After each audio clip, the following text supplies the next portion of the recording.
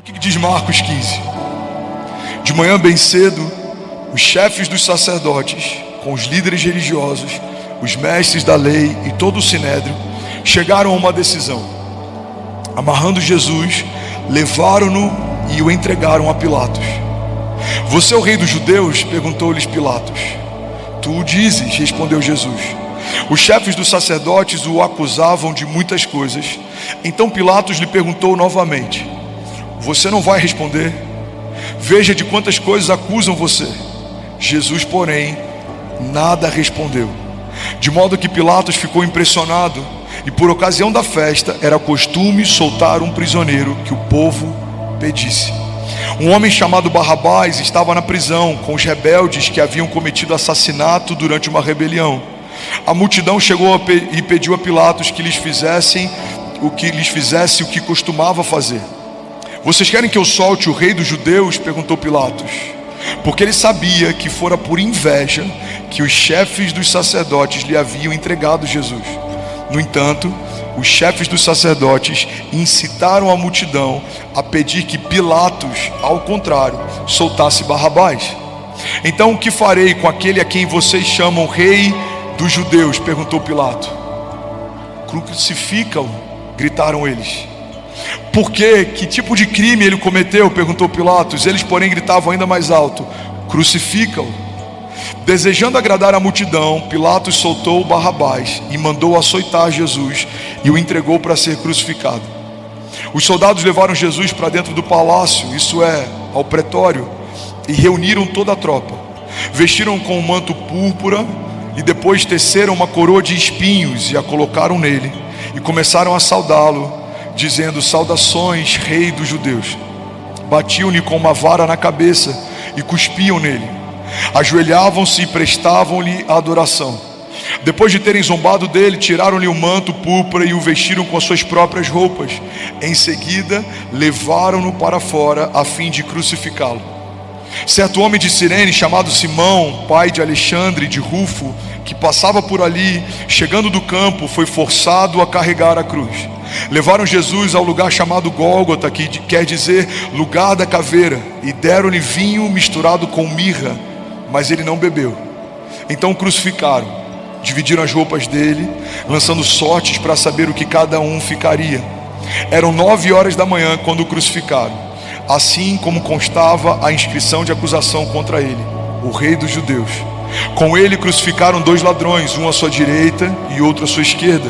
E os que passavam lançavam-lhe insultos, balançando a cabeça e dizendo: ora, você que constrói o templo e o reedifica em 3 dias, salva-se a ti mesmo e desça da cruz. Da mesma forma, os reis dos sacerdotes e os mestres da lei zombavam dele dentre si. Salvou a outros, diziam, mas não é capaz de salvar a si mesmo. Que o Cristo, o Rei de Israel, desça agora da cruz, para que vejamos e creiamos. Os que foram crucificados com ele também o insultavam. Do meio-dia até as 3 horas da tarde, houve trevas sobre toda a terra. Por volta das 3 horas da tarde, Jesus bradou em alta voz: Eloi, Eloi, lema sabachthani, que significa: meu Deus, por que me desamparaste?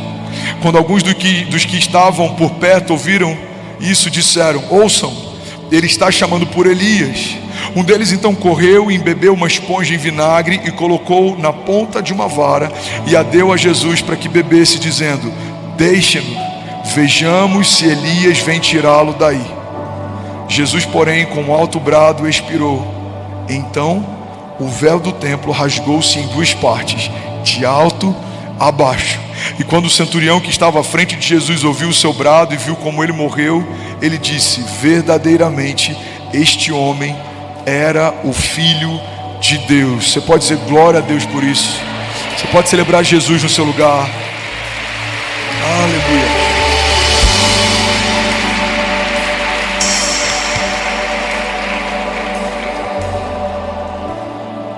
A gente tem 3 cenários aqui e eu quero falar sobre o primeiro deles. O primeiro é a sexta-feira da paixão. É o dia em que Jesus é crucificado. É o dia em que ele leva sobre si os meus pecados e os seus. É o dia em que ele recebe sobre si a minha sentença e a sua. O que acontece na crucificação nada mais é do que o milagre da substituição. O puro foi feito impuro, o abençoado foi feito maldito, o livre foi feito escravo. O Criador recebeu o pecado da sua criação. Eu preciso compartilhar isso quase que de forma didática, porque muitas vezes a gente acredita e ouve sobre a ressurreição e sobre a crucificação, mas não entende o porquê precisava ser feito da forma que foi. Quando Jesus ele está prestes a ser entregue, existe um momento na história que é muito simbólico. A Bíblia diz que Jesus ele é tomado de uma angústia mortal. Ele vive o que, segundo os médicos, é o maior nível de estresse que o corpo humano consegue suportar antes do sistema nervoso desligar.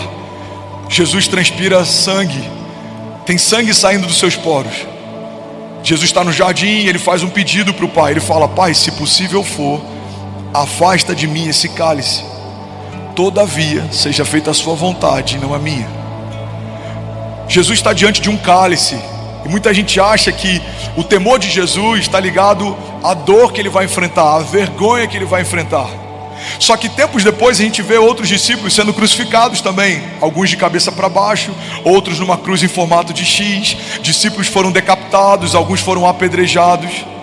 Então não dá para a gente acreditar que Jesus tem um temor maior do que os discípulos que foram mortos, inspirados por ele.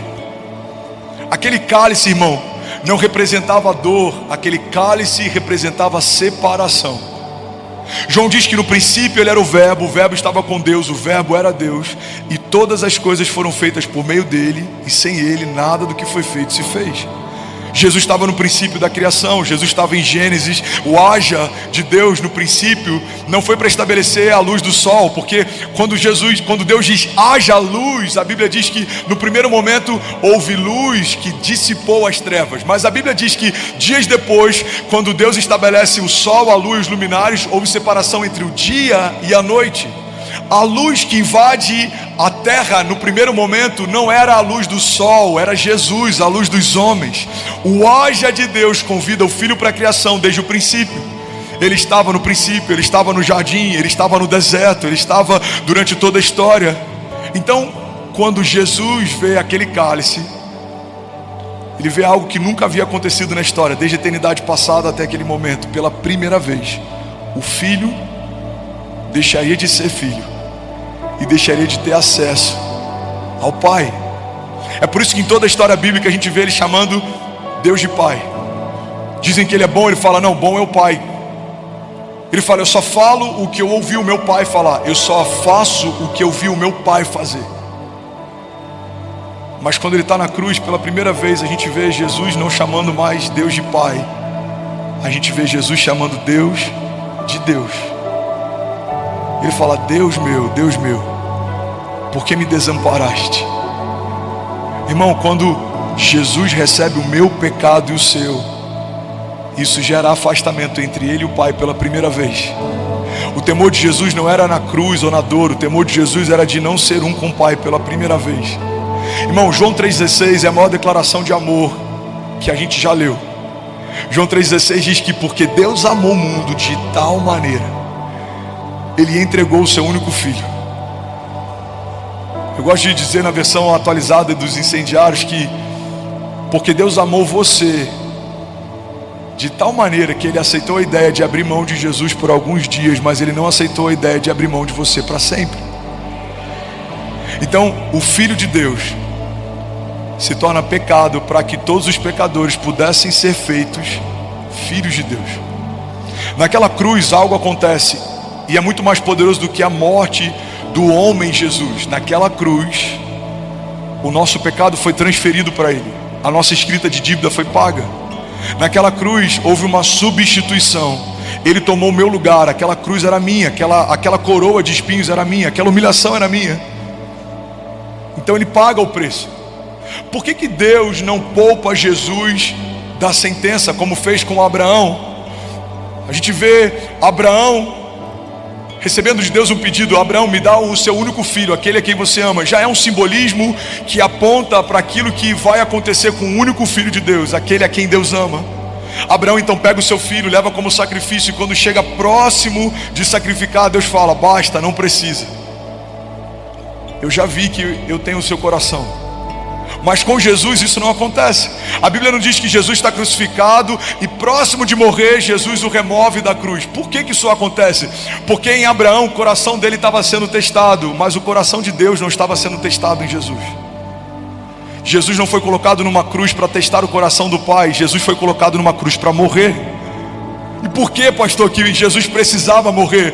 Porque só há redenção quando o velho morre, só há o novo de Deus quando aquilo que não é de Deus é subjugado. Irmão, quando o pecado da criação é colocado sobre Jesus e ele morre na condição de pecador, o nosso pecado morre junto com ele, a nossa sentença é levada junto com ele. Mas quando ele ressuscita dos mortos, ele ressuscita completamente redimido, ele ressuscita completamente restaurado, glorificado. Então entenda, não traga para si uma sentença que Jesus já levou sobre ele. Tem muita gente que toma posse dos seus problemas e crises, das suas doenças e enfermidades. O meu câncer, o meu problema, o meu divórcio, o meu medo, a minha síndrome. Irmão, não tome posse de algo que Deus já se apossou. Ele já recebeu sobre si, segundo Isaías 53, as nossas doenças e enfermidades, e o castigo que nos trouxe a paz estava sobre ele, e pelas suas pisaduras nós fomos sarados. Alguém pode declarar isso comigo? Levante suas mãos, diga: eu creio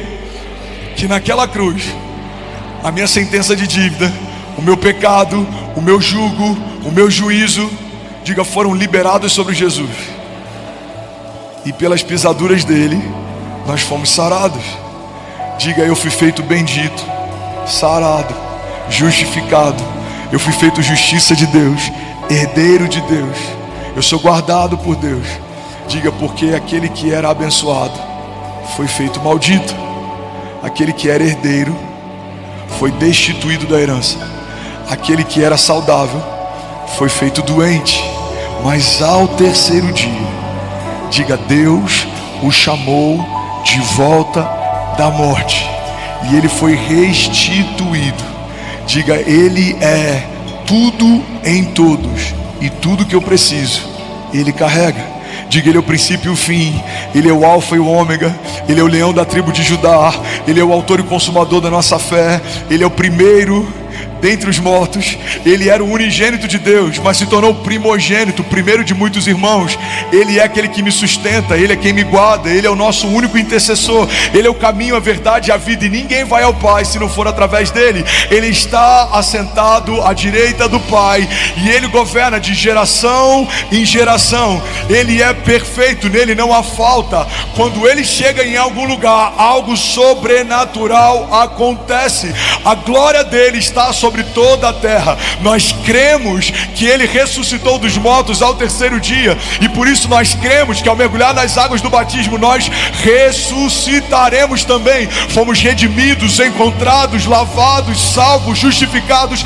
Não há condenação para aqueles que estão em Cristo Jesus. Fomos feitos santos, inculpáveis e livres de qualquer acusação. Por isso, irmão, quando o inferno tentar lembrar você quem você era, quando o inferno tentar trazer para a tua memória o teu passado, você vai falar: não lembra do meu passado, porque eu não estou mais lá. Não tente me encontrar no tempo passado, porque eu não estou mais lá.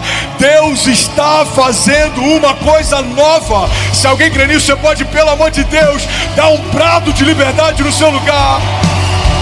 Aleluia, aleluia. Levante suas mãos, eu quero ler a palavra com você, eu quero declarar sobre você. Levante suas mãos. Colossenses 1:21 diz: antes vocês estavam separados de Deus, e nas suas mentes eram inimigos por causa do mau procedimento de vocês, mas agora ele os reconciliou pelo corpo físico de Jesus mediante a morte, para apresentá-los diante dele santos, inculpáveis e livres de qualquer acusação. Alguém pode celebrar Jesus? Colossenses 2:13 diz: porque ele nos perdoou todas as transgressões e cancelou a escrita de dívida que consistia em ordenanças que nos eram contrárias. Ele a removeu pregando na cruz, e tendo despojado poderes e autoridades, fez deles um espetáculo público, triunfando sobre eles na cruz do Calvário. Gálatas 3:13 diz: Cristo nos redimiu da maldição da lei, quando se tornou maldição no nosso lugar, pois está escrito: maldito é todo aquele que for pendurado sobre um madeiro. Romanos 5:8 diz: mas Deus prova o seu amor para conosco, em que Cristo morreu por nós, sendo nós ainda pecadores, mas logo muito mais agora, tendo sido justificados pelo seu sangue, seremos por ele salvos da ira de Deus. Colossenses 1,13 diz: o qual nos tirou das potestades das trevas e nos transportou para o reino do Filho do seu amor, em quem nós temos a redenção pelo seu sangue, a saber, a remissão de todos os nossos pecados. Efésios 2,8 diz: porque pela graça sois salvos mediante a fé, e isso não vem de vós, é dom de Deus, não vem das obras, para que ninguém se glorie diante dele. 1 Pedro 2,24, levante suas mãos, a palavra diz assim: levando ele mesmo no seu corpo os nossos pecados sobre o madeiro, para que mortos para os pecados pudéssemos viver para a justiça.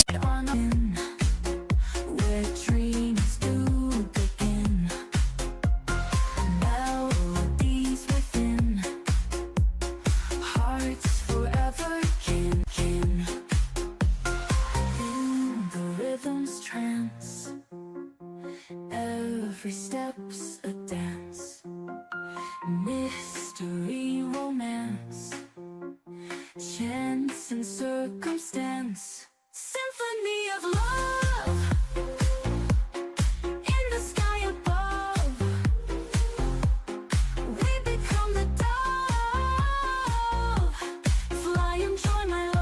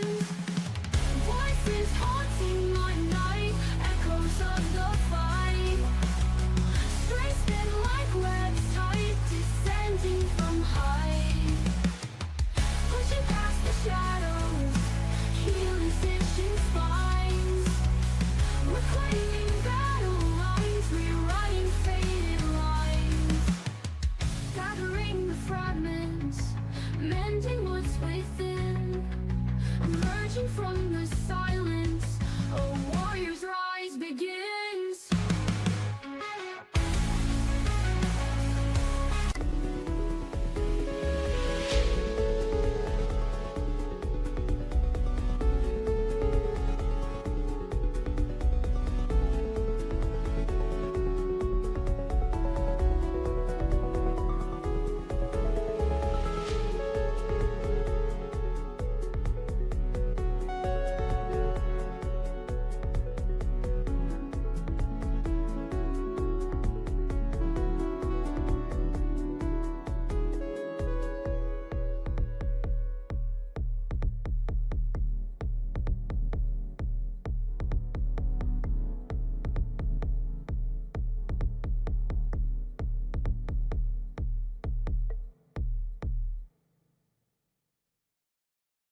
E pelas pisaduras de Jesus nós fomos sarados. Alguém pode dar um brado de liberdade aqui nessa manhã?